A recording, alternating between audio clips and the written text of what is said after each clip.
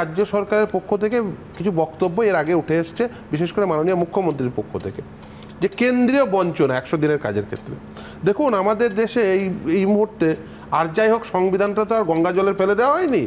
আমাদের সংবিধানে নির্দিষ্টভাবে বলা আছে যে কেন্দ্রের কাছে রাজ্যের যদি কোনো প্রাপ্য থাকে, কেন্দ্রের রাজ্যের যদি কনফ্লিক্ট হয়, তার জন্য সাংবিধানিক একটি প্রভিশন রয়েছে। আপনি চলে যেতে পারেন সুপ্রিম কোর্টের অরিজিনাল জুরিসডিকশনে, গিয়ে মামলা করে রাজ্যের প্রাপ্যটা নিয়ে আসতে পারেন। অন্য বেশ কিছু রাজ্য করেছে, তাহলে আর পশ্চিমবঙ্গ পারছে না কেন? পশ্চিমবঙ্গ পারছে না এই কারণেই, কারণ পশ্চিমবঙ্গের নিজস্ব দুর্বলতা রয়েছে। সেই দুর্বলতাটা কি? আসলে ওই যে বললেন 24 কোটির দুর্নীতি, 24 কোটির দুর্নীতি এটা অ্যাসার্টেন করা গেছে। দুর্নীতিটা কিন্তু 24 কোটির নয়, সেটা 2400 কোটি টাকারও হতে পারে। ওটা কমিটি অ্যাসার্টেন করেছে।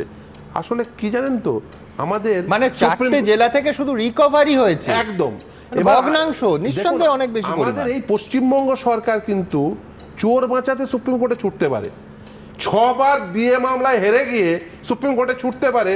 রাজ্য সরকারি কর্মচারীদের ন্যায্য দাবি, হকের পাওনা, সেটা আদালতের দ্বারা 6 বার প্রতিষ্ঠা হয়ে যাওয়ার পরেও সেটা ডিলে করার জন্য সুপ্রিম কোর্টে ছুটতে পারে। কিন্তু গরিব মানুষের হকের টাকা কেন্দ্রের সরকারের কাছ থেকে যেটা প্রাপ্য, তার জন্য সুপ্রিম কোর্টে ছুটতে পারে না। কেন পারে না? তার কারণ তাদের নিজস্ব দুর্বলতা রয়ে গেছে।